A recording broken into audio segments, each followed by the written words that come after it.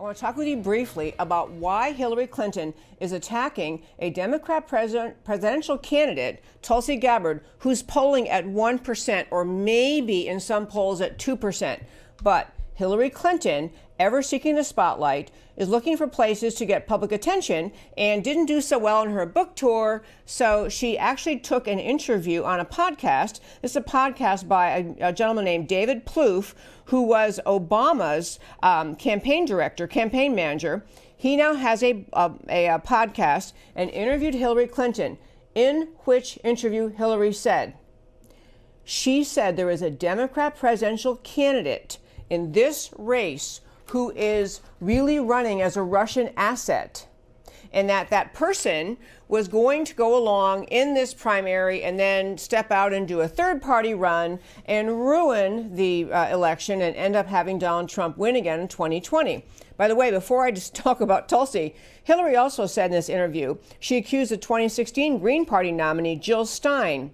Jill Stein, remember she ran in 2016 for president with the Green Party, of being a Russian asset. Later on, after this interview, one of Hillary's team identified the person that Hillary is claiming as a Democrat presidential candidate who's actually a Russian asset, who is going to be a spoiler in the 2020 elections, to be Tulsi Gabbard. Now, Tulsi Gabbard is a congresswoman from Hawaii, a Democrat, obviously. She actually has a military background. And as I say, she's polling at 1 or 2%.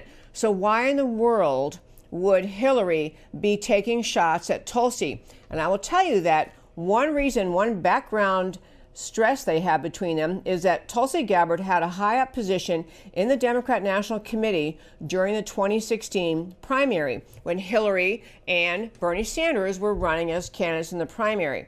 As you all likely recall, we talked about in the show, turned out the DNC inside, behind these scenes, was trying to orchestrate the election results to get Bernie out and make sure Hillary was a Democrat Party's nominee. Tulsi Gabbard was among the high-level DNC people who realized this, didn't like it. She actually resigned because of it. So she stepped out, very critical of the DNC for trying to orchestrate the 2016 election, or the primary, toward Hillary and away from Bernie. So this is a long-standing irritation with Hillary, that a fellow Democrat woman dared to undermine her by criticizing a DNC. So they've had it out for each other a little bit since then. I shouldn't say it that way. Hillary's had it out for Tulsi since 2016. But the other point I want to make is that Hillary made this claim obviously, I read about it. You may have read about it. It's in some little podcast, but it ended up making a lot of national news. She's actually accusing a current Democrat nominee of being a Russian asset. Hillary gets hung up calling people Russian assets, something she ought to be worried that people are talking about her, accusing her of being. Tulsi Gabbard came right back at her. Here's Tulsi's tweet.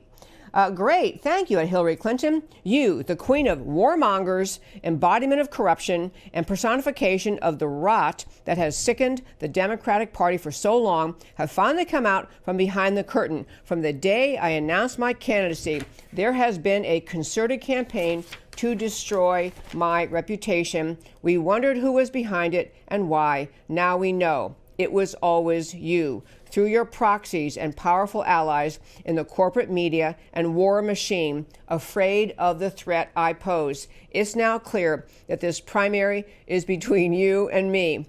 Don't cowardly hide behind your proxies. Join the race directly. Okay, that is a hilarious response from Tulsi Gabbard. Most attention her campaign has gotten in the entire time was this little tete-a-tete back and forth with Hillary. But I think Tulsi's hitting on something which I've said in the show in the past, and I truly believe it to the core of my being. Hillary Clinton is always considering getting back into the presidential run. She's always thinking about it. Until she is gone from this world, she'll be debating whether America needs her, whether she should jump in again and run for president. Last point on Hillary is we have national media treating us to the endless litany of accusations that President Trump is somehow loony, somehow kind of off. There's something wrong with him. He says things he shouldn't say. He does things he shouldn't do. He's embarrassing. He's crazy. I mean, they actually have people talking at one point about whether or not they should be ready within the Washington establishment to replace President Trump because he wasn't competent to hold office. These stories about Trump's supposed lack of stability, and we talked the other day about, we had Peggy Noonan forever making little jabs at President Trump about how he's not really presidential and he's not stable and he might not even be sane. Consider Hillary Clinton and why the media draws no attention to her and her relative lack of sanity or insanity. She can't even concede she lost the 2016 election. She repeatedly talks about the 2016 election as though she won it. She can't take personal responsibility for the fact that we have a constitutional system she was well aware of that has an electoral college that actually requires, because the Electoral College exists, requires candidates who want to win the presidency to go to various states and make their pitch, tell them why they're the best choice, hold their rallies, whatever they're going to do. Hillary was too smug and self-important to think she had to go to some of the flyover, throwaway states. She didn't consider them important enough to talk to. She ended up losing the presidency because she didn't understand or wish to comply with the Electoral College.